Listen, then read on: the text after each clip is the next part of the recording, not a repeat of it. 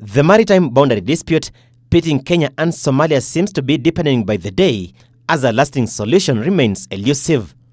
Should the International Court of Justice rule that the contested maritime space lies in Somalia, then Kenya's glory in the region may just be on the verge of vanishing.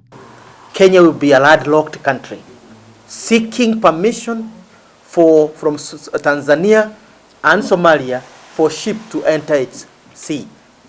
In other words, you will just be people who will be having a swimming pool at our coast, because it has no other purpose other than being what it is, a swimming pool.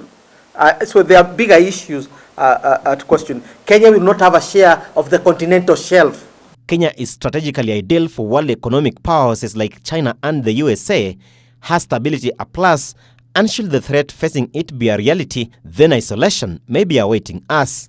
In other words, China is not going to have any interest here, because the so-called maritime Silk Road is based on the principle of access, and Kenya will not have access to the sea.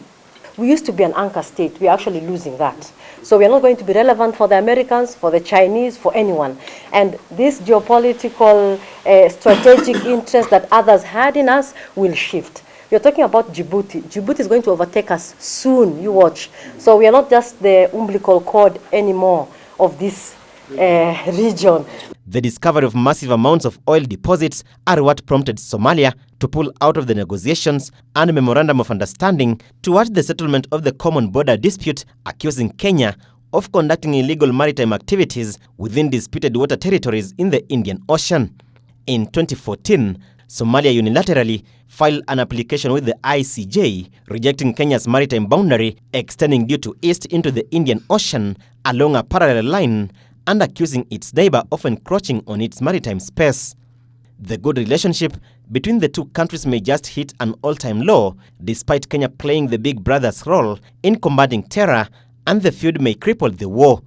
If we are now landlocked, then the issue of piracy that was bedeviling us will double. And then you know that is where Al-Shabaab get their livelihood.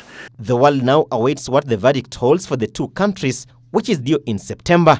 Alan Ochanda for Ebro TV.